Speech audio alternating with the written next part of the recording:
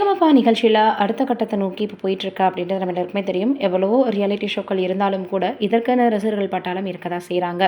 இதில் பவித்ரா அவர்கள் எப்படி பாடுறாங்க, என்ன பண்ணுறாங்கன்றது எல்லாமே நம்மளுக்கு தெரியும். இப்போது ப்ரீ ஃபினாலே அப்படின்ற மாதிரியாக தான் எல்லா டாஸ்க்குமே போயிட்டுருக்கு. இந்த சூழலில் இப்போ பவித்ராவை தேடி அவங்களுடைய வீட்டு முன்னாடி நிறைய ஊர் மக்கள் குவிஞ்சிருக்காங்க அப்படின்ற மாதிரியான செய்திகள் வெளியாகி இருக்குது. அவங்க வந்து இவங்களுக்கு ஆரத்தி எடுக்கிறது, வாழ்த்துக்களை தெரிவிக்கிறது, நீ எப்படியாவது நிச்சயமாக ஃபஸ்ட் இடத்த பிடிச்சிருவா அப்படின்னு அவங்களுக்கு வந்து ஆறுதலை சொல்லி அவங்கள ரொம்ப ஊக்கப்படுத்துறது அப்படின்னு நிறைய பேர் செஞ்சு வந்துட்டுருக்காங்க. இது ரொம்பவே அவங்களுக்கு இத்தனை பேர் நம்ம மேலே அன்பு காட்டக்கூடியவங்க இருக்காங்களான்ற ஒரு மிகப்பெரிய நம்பிக்கை கொடுத்துருக்கு அப்படின்னு தான் சொல்லணும். அதையெல்லாம் தாண்டி இதே நேரத்தில் உன்னுடைய கணவர் இருந்திருந்தால் நிச்சயமாக எவ்வளவு கஷ்டப்பட்டிருப்பாரு அப்படின்ற மாதிரியாகவும் அவங்களுக்கு வந்து அவர் நிச்சயமாக அவங்க கூட இருந்து பார்த்துக்கிட்டு தான் இருப்பாருன்ற ஒரு நம்பிக்கையும் கொடுத்து வந்திருக்கிறாங்க.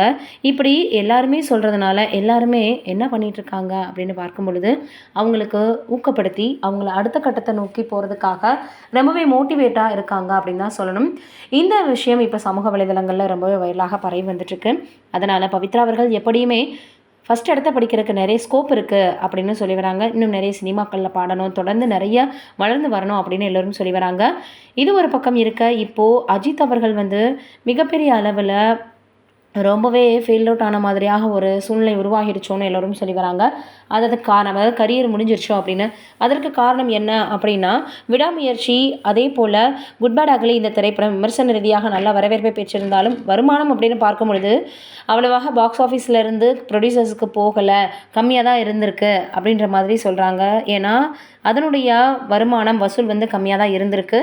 அதனால் அவருக்கு சம்பளத்தை குறைக்கிறதுக்காக பேசியிருக்காங்க. ஆனால் இல்லை, எனக்கு இதுதான் வேணும் அப்படின்னு அஜித் அவர்கள் ரொம்பவே உறுதியாக இருந்திருக்கிறாரு. அதனால் இப்போ அடுத்ததாக AK64 படத்தில் கூட என்ன நடக்க போகுது அப்படின்றது தெரியல அப்படின்ற மாதிரி இது ஃப்ளாப் ஆகிறதுக்கு நிறைய சான்ஸ் இருக்குன்னு எல்லோரும் பேச ஆரம்பிச்சிட்டாங்க. என்ன நடக்க போகுதுன்றதை நம்ம வெயிட் பண்ணி தான் பார்க்கணும்.